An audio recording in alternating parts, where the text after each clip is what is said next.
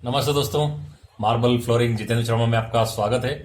आज मैं आपके लिए जो वीडियो लेकर आया हूँ वो ये है कि मार्बल खरीदते समय किन बातों का आप ध्यान रखेंगे। तो चलिए चालू करते हैं अपना वीडियो। सबसे पहले आप ले लीजिए मेजरमेंट टेप। सबसे पहले आपको चेक क्या करना, मेजरमेंट टेप।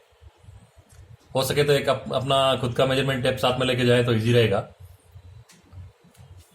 और दूसरा आपको जो चेक करना है, फुल मार्बल पूरा लोड चेक कर लें, कहीं क्रैक तो नहीं है। लोड के चारों तरफ घूम के देख लें अगर लोड आगे से भी वैसा ही है, पीछे से ही वैसे ही है। तो अगर जितना आप स्क्वायर लोड लेंगे उतना ही आपको बेनिफिट मिलेगा। और अब तीसरा लगता है मेजरमेंट।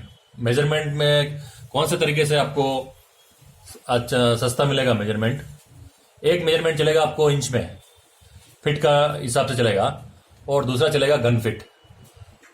अगर फिट को गन फिट में अगर कन्वर्ट करना आपको नहीं आता है तो मेरा एक वीडियो मैंने बना रखा है कि मार्बल को फिट से गन फिट में कैसे चेंज करें, तो वो आप देख लेना। फिट में क्या होगा, फिट में इंच में मेजरमेंट होगा, इंच से फिर फिट कन्वर्ट होंगे। और गन फिट में क्या होगा, आपका लंबाई चौड़ाई और जितने स्लैब होंगे वो स्लैब काउंट होके पूरा गन फिट बन जाएगा। मेन आपको समझने का यहीं पे जरूरत पड़ेगी, क्योंकि बड़ी बड़ी होलसेल मंडियों में गन फिट में ही मेजरमेंट चलता है।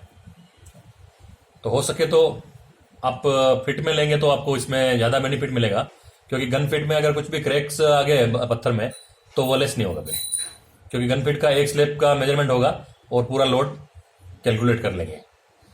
तो आपको देख लेना आपके हिसाब से, हो सके तो फिट में कर लेना ताकि एक एक स्लैब का मेजरमेंट होगा तो आपको इसमें ज़्यादा बेनिफिट मिलेगा।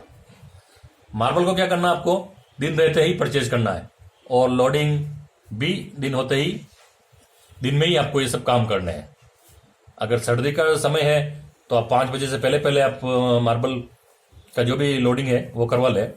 और सर्दी के मौसम में भी 6 बजे तो थोड़ा अंधेरा हो जाता है, तो मेरे हिसाब से 5 बजे तक ही बेस्ट रहेगा आपके लिए। तो जैसे भी ये मार्बल का मेजरमेंट, 5वां नंबर लेता हूँ, मार्बल का मेजरमेंट में आपको एक ध्यान रखना है। जैसे मैं उदाहरण दे रहा हूं, ये 8 फीट का स्लैब है और 3 फीट ऐसा है, तो 8 इंटू 3 24 फीट हो गया। अब इसमें एक क्रैक आया हुआ है, ये आपने ध्यान रखा ही नहीं, ये 1 फीट का क्रैक है। तो बड़ी बड़ी मंडियों में क्या होता है, अब ये 1 फीट लेस होता है, यहां से 7 फीट आ जाएगा और 3 फीट ऐसे रहेगा, तो ये इसका बेनिफिट आपको मिलेगा। तो 7 इंटू 3 21 फीट आपका ये स्लैब बन रहा है। अगर आपने ध्यान नहीं दिया तो आपका 24 फीट हो गया ये। तो ये 3 फीट का एक स्लैब में फर्क पड़ा, तो आप अगर 50 स्लैब भी ले रहे हैं तो आपको 150 फीट आपका स्लैब पे डिफरेंट हो जाएगा। और अगर आपने 20 रुपए का भी लिया तो भी 3000 का ये फर्क पड़ गया। तो जब भी आप मार्बल खरीदते हैं तब इस बात का ध्यान रखें। अब छठा पॉइंट लेता हूं मैं, क्या मार्बल मंडियों में चीटिंग होती है? हाँ, होती है चीटिंग। बहुत सारे बड़े बड़े जो व्यापारी हैं, अगर उनको लॉन्ग टर्म्स में बिजनेस करना है तो वो तो ऐसा काम करते नहीं। कुछ होते हैं जो कि ये छोटा मोटा, आपको पहले आप पूरा मार्बल का नॉलेज ले लें, उसके बाद भी आप मार्बल परचेज करें तो आपको इजी रहेगा। और जो ये मार्बल की जो मंडी है वो अमावस्या के दिन बंद रहती है, महीने में एक दिन की इनकी छुट्टी रहती है। तब आप अगर जाने का प्लान है तो उस दिन छोड़ के जाएं, अमावस्या का दिन। तो इस तरीके से आप जब भी मार्बल खरीदे तो इन बातों को ध्यान रखना।